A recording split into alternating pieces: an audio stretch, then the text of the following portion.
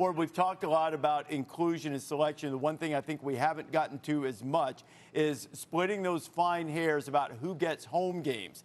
7, 10, 8, 9 games. I don't know if you could slide an index card between the differences in the resumes in some cases. So what carried the day? What gave teams the edge when it came to getting home field advantage? Well, you know, I think as we do every week, we rank the top 25, and then we actually see how it comes out when we do the pairings and put the teams into the bracket. And so a lot of the times we're not thinking, Rece, about, well, if this team is 7 or 8, and this team is 9, this team will be home, and this team will be away. We really don't think about it until we see it once the bracket is set and the rankings are over, and now we get to the seedings as the commissioners have asked us to do. So it was very enlightening to us to really see it on the board as it would be where people are playing the 12, the playoff with the 12 teams. Well, once you did see it, once the committee did see it and you'd finished the rankings process and you realized, because no one's oblivious to this, it's been a major feature of the new 12-team format. Once you did see it, did it cause any reconsideration in the room? No, not at all. No, we saw it after we ranked the top 25, and I told the group, it was over. We ranked the top 25, and then we went on and seeded the teams and put them into the bracket. But yeah, no, we didn't go back, Rece, and say, oh, we can't have that kind of matchup. I mean, we were told as we went through it not to consider rematches, not to consider if teams are playing teams from their conference, just rank the top 25. And then as we put together the seeding of the bracket, it is what it is. All right, you've been on this committee now. It's your 3rd season. First year as the chair, but 3rd season on the committee. What are lessons that you've taken away that perhaps you could advise future committees on ways to do this even more effectively?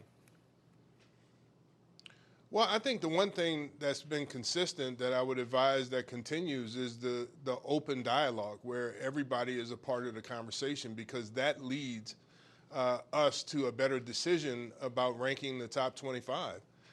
And so I applaud the other 12 members for their input in speaking up, for the discussion, for the arguments. I continue to say I listen to you all on the set like I always do, whether I'm on this committee or not. I'll be listening to you all give your thoughts and how you also disagree. And this is 4 of you on the set. It's 13 of us in the room, so you can imagine it multiplies by 3. And so it's a lot of fun, but it's a lot of hard discussions and a lot of people with different insights and different ways of looking at it. So I wouldn't change anything from that.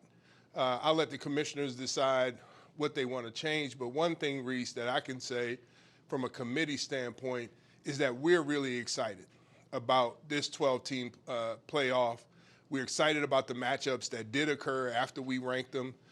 We all talked about wanting to see the games. We talked about ultimately being in Atlanta together to see the championship game.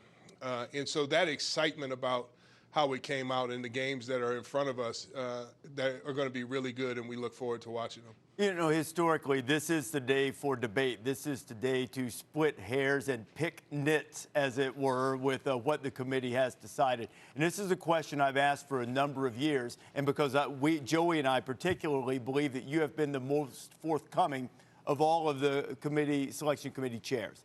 So before we move on to the games finally, how many people would have had to change their mind to give you a different outcome for the final team into the field? Of the 13, basically I'm asking you how close was the vote, was the ranking step between those last few teams under consideration? Yeah, here's the beauty of the process. I don't know. I don't know how many people would have had to change their mind, because I'm a member of the committee and I have a vote. I'm leading the committee and talking about the process and what we need to go through and making sure people are committed to opening the conversation and talking about how they see things. But what I don't see is the actual vote. And I don't always have this sense of how people voted and who voted for what, unless somebody during the conversation says, this is how I see it. And so I don't know how close. My assumption is that it would be really close.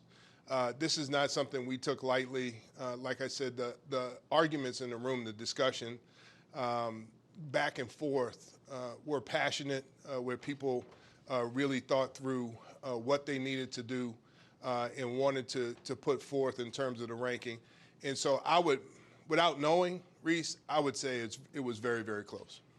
Ward, well done. Always a pleasure, my friend. Look forward to seeing you during the playoff. Yes, sir. Thank you. Good to be with you.